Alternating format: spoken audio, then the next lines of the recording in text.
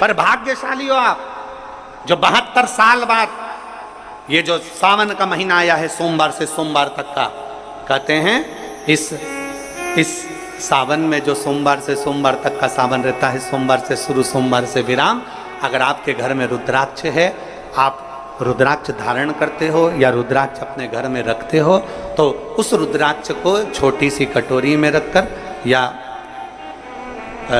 एक पात्र में रखकर 7 बार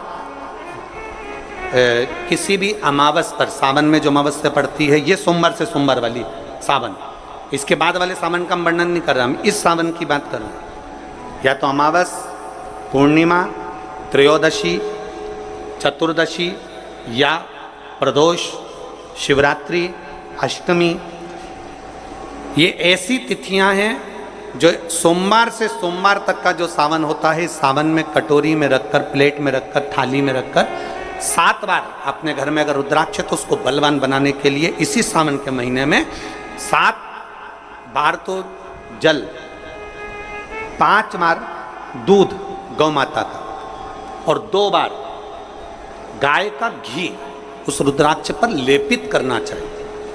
और फिर उस रुद्राक्ष को धूप बत्ती हो या घर में गूगल की धूप हो, वो धूप बत्ती से उस रुद्राक्ष को सिद्ध कर लेना चाहिए।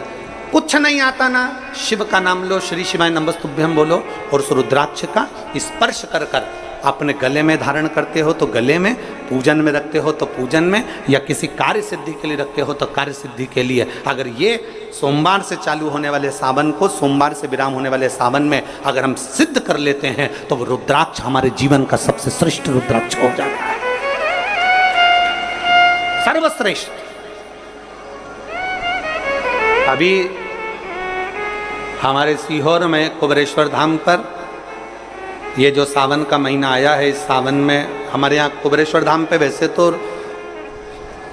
जो महाशिवरात्रि आती है, जिस समय रुद्राक्ष उत्सव होता है, उस समय पर रुद्राक्ष को सिद्ध कर लिया जाता है।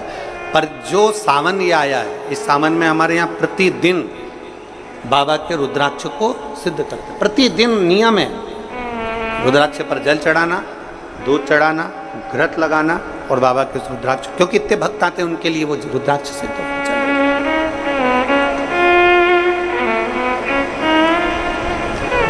इसी सावन में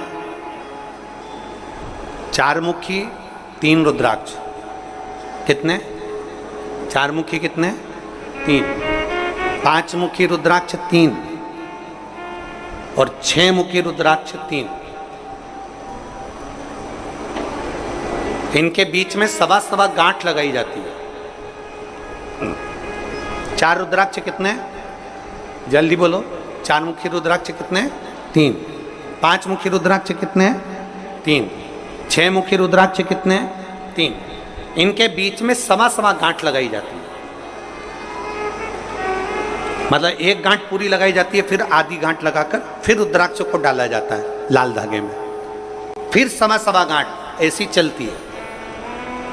9 रुद्राक्ष होते हैं कुल टोटल।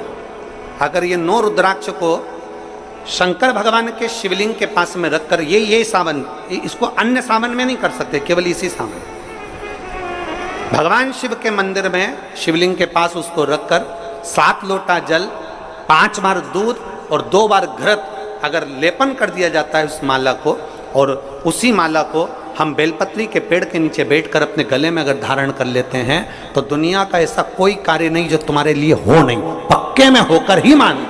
उस रुद्राक्ष का इतना महत्व, ये तुम जो सहज में सुन रहे हो ना, हम फिर कहेंगे दया सिंह, जो हम फिर दया सिंह जी को धन्यवाद देंगे कि ये जो सावन के महीने की कथा लिए दया सिंह जी, ये साधारण नहीं है। दुनिया के लोग भले इसको सहजता में रख लें।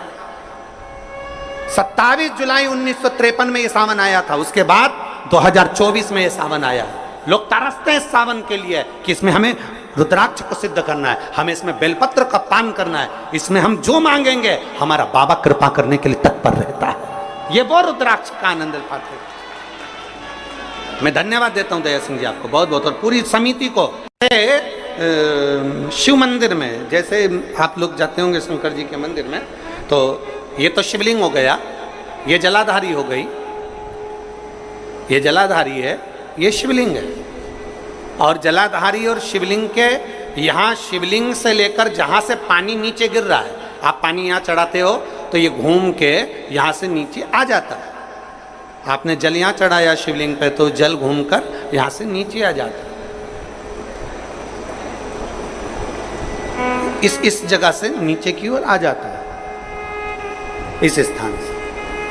प्रयास करिए, ये जो सावन आया है 72 वर्ष के बाद, प्रयास करिए कि कितना बड़ा भी रोग है, कितनी बड़ी भी बीमारी है, आप डॉक्टर से इलाज करवाओ, पर ये जो स्थान है अशोक सुंदरी का, इस स्थान पर एक बार अपनी हथेली रख कर देखिए और भगवान शिव से पंचाक्षर मंत्र नमः शिवाय, षडाक्षर मंत्र ओम नमः शिवाय या श्री शिवाय नमस्तुभ्यम स्मरण कर कर देखिए। और एक बेलपत्र बाबा की लेकर जहाँ से पानी नीचे गिरता है उस स्थान पर लगाकर उसी बेलपत्र को खाइए और फिर जाकर डॉक्टर को एक बार फिर जांच करवाइए कि उस रोग में आराम कितना लगा है, उस रोग में अंतर कितना आया। सावन का ये महीना जिसमें आप भगवान शंकर की अविरल भक्ति को धारण कर रहे हो, सोमवार से सावन चालू हुआ और सोमवार के दिन सावन विराम होगा। ऐसा सावन 72 साल के बाद आया।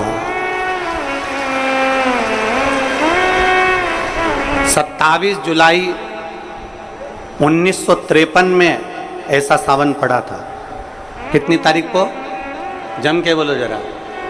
27 जुलाई 1953 में ऐसा सावन पड़ा था, जो सावन सोमवार से चालू हुआ था और सावन सोमवार के दिन विराम हुआ था। 72 साल के बाद ऐसा सावन आया है जिसका योग आज 27 जुलाई 1953 में ऐसा सावन आया था। अब जरा किस्मत देखिए, आपका भाग्य देखिए रे छत्तीसगढ़ वालों, नजर उतरवा लेना आप कि 72 साल बाद ऐसा सावन आया जो सोमवार से चालू हुआ, सोमवार को विराम हो रहा है। 27 जुलाई 1953 में ऐसा सावन आया था और उसके बाद आज ये सावन 22 तारीख से चालू हुआ और 19 तारीख को विराम होगा और उसमें भी सोमवार से चालू हुआ और सोमवार को विराम हो रहा है। ये शिव भक्ति है, ये अविरल भक्ति, ये भगवान शंकर की अविरल भक्ति है। आप और हमको प्राप्त हुई है, हमें मिली और तेरी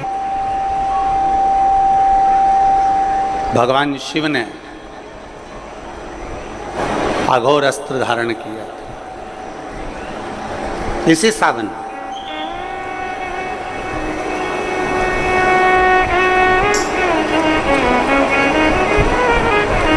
एक त्रिपुरासुर असुर हो गया, 3 पुरियों का निर्माण कर कर वो निवास कर रहा है।